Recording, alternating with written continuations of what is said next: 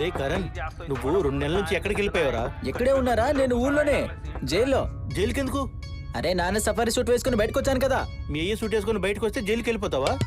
అరే నేను safari suit వేసుకుని బయటకు వచ్చినప్పుడు ఒకడు నన్ను చూసి వాలెట్ పార్కింగ్ అనుకుని నాకు తాళం ఇచ్చి వెళ్ళిపోయాడు. నన్ను వేసుకెళ్ళమన్నాడు, నేను వేసుకెళ్ళిపోయా. మెర్సిడీస్ బెంచ్, దానికి తోడు వర్షం కూడా, పైనుంచేమో దడ వర్షం, వెనకాల కన్ ఎవరికి? అరే బ్యాక్ సీట్ లో 2 బీర్ బాటిల్ డాష్ చేస్తున్నారా, అయితే? తాగి పడేసా. అంటే నిన్ను డ్రంక్ అండ్ డ్రైవ్ కేసులో జైల్లో పెట్టారనమాట. లేదురా, బీరు తాగాక నాకు వచ్చొచ్చింది. పోసుకోవడానికి వెళ్ళినప్పుడు వెనక నుంచి గొంతునిపించింది. ఏంట్రా నీకు ఇక్కడ వచ్చిపోయడానికి ఎంత ధైర్యం రా?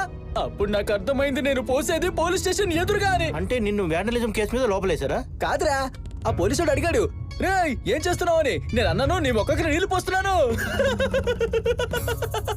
అంతే, ఎంత దానికే నన్ను జైల్లో పడేశారు.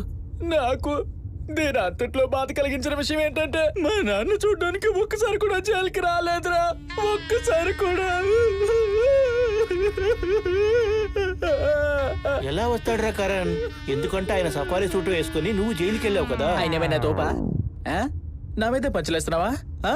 ఏంట్రా ఆఖరికి నువ్వు ఆయన వైపే మాట్లాడుతున్నావు కదా.